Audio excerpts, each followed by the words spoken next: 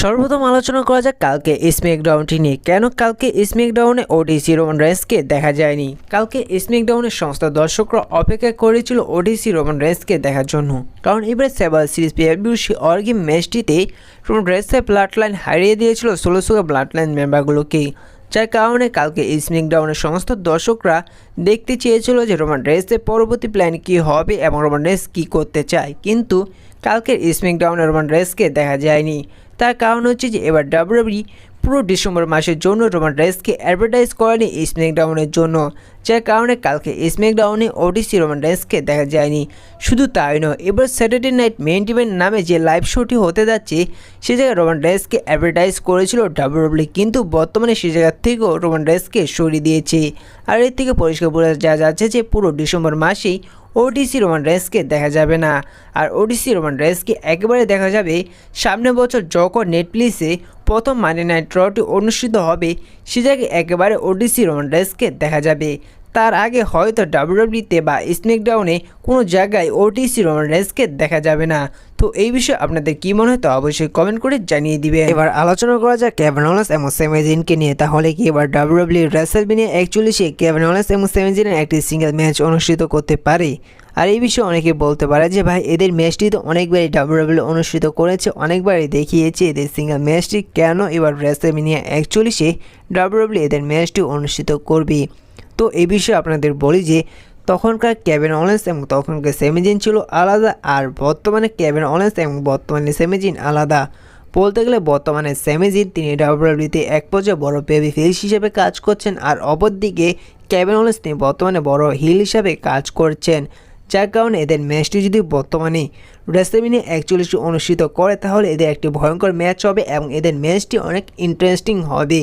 যা ডাব্লিউডাব্লিউই আগে এদের ম্যাচটি অনুষ্ঠিত করে যা ইন্টারেস্টিং করতে পারেনি তার চেয়ে ডবল ইন্টারেস্টিং হবে যদি রেসলম্যানিয়া 41-এ কেভিন ওলেন্স এবং স্যামি জাইনের ম্যাচটি অনুষ্ঠিত করে।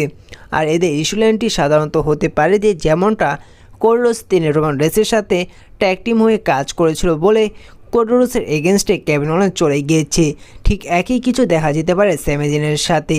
স্যামি জাইন তিনি বর্তমানে রোমান রেন্সের ব্লাড লাইনের সাথে যুক্ত হয়েছে, যার কারণে মোটো স্যামি জাইন কেভিন ওলেন্সের এই বিষয়টা পছন্দ করবে না। আর এরই কারণে অনেকটাই সম্ভাবনা রয়েছে যে রেসলম্যানিয়া 41-এর আগে কেভিন ওলেন্স এবং স্যামি জাইনের একটি ইস্যু লাইন দেখা যাবে। এক পর্যায়ে গিয়ে রেসলম্যানিয়া 41-এ এদের ম্যাচটি কনফার্ম হবে একটি সিঙ্গেল ম্যাচ, আর এদের ম্যাচটি যদি হয় রেসলম্যানিয়া 41-এ একটি ভয়ঙ্কর এবং একটি বড় ম্যাচ হবে। তো এই বিষয়ে আপনাদের কী মনে হয় তা অবশ্যই কমেন্ট করে জানিয়ে দিবেন। এবার আলোচনা করা যাক স্যাটারডে নাইট মেইন ইভেন্টের লাইভ শোটি নিয়ে। যেহেতু বর্তমানে ডাব্লিউডাব্লিউই সেই লাইভ শো থেকে রোমান রেন্সকে সরিয়ে দিয়েছে, রোমান রেন্সকে অ্যাডভার্টাইজ করেছে, কিন্তু সে জায়গায় রোমান রেন্সকে দেখা যাবে না, তাহলে সে জায়গায় কোন বড় রেসলারকে দেখা যাবে?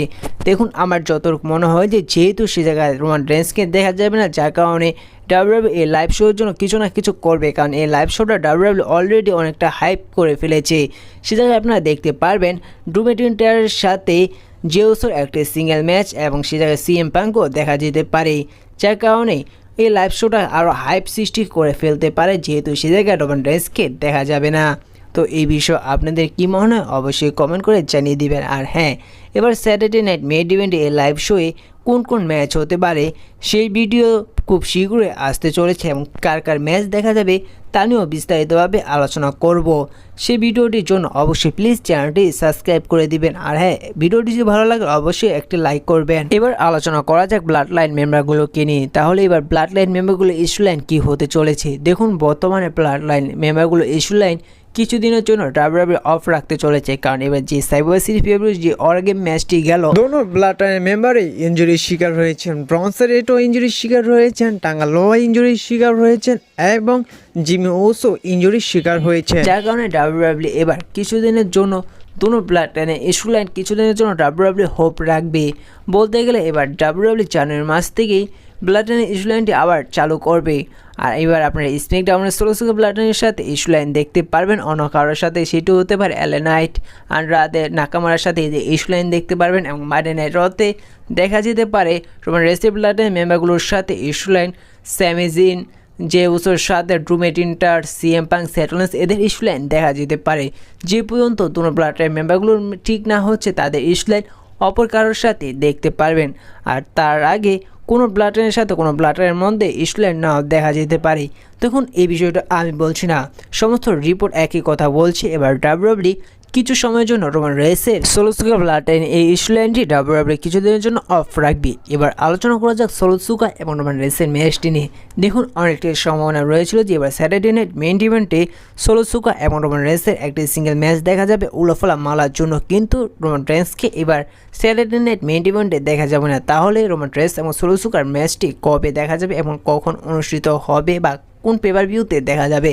তো আমার যতটুকু মনে হয় যে রোমান রেইন্স এবং সোলোসুকার এই সিঙ্গেল ম্যাচটি সম্ভবত এলিমিনেশন চেম্বার পেপার ভিউতে দেখা যেতে পারে, কারণ রয়্যাল রাম্বল পেপার ভিউতে অনেকেই বলতে পারে যে রয়্যাল রাম্বল পেপার ভিউতেও হতে পারে।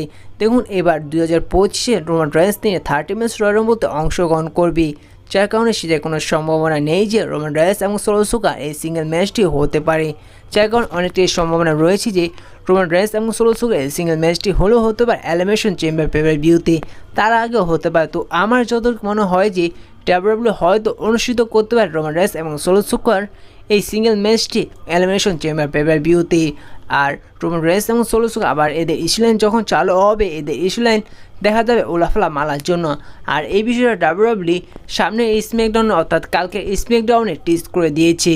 তো এই বিষয়ে আপনাদের কী মনে হয় তা অবশ্যই কমেন্ট করে জানিয়ে দিবেন। আর আজকে এই ভিডিওটা এই পর্যন্তই ছিল। দেখা হচ্ছে পরবর্তী ভিডিওতে নতুন কোনো আপডেট নিয়ে। ততক্ষণ ভালো থাকুন, সুস্থ থাকুন, ধন্যবাদ। আর ভিডিওটি ভালো লাগলে অবশ্যই একটি লাইক করে দিবেন। আর এই ছোটো রেসলিং চ্যানেল নতুন হয়ে থাকলে প্লিজ চ্যানেলটি সাবস্ক্রাইব করে দিবেন। তো দেখা হচ্ছে সেই ভিডিওটিতেই।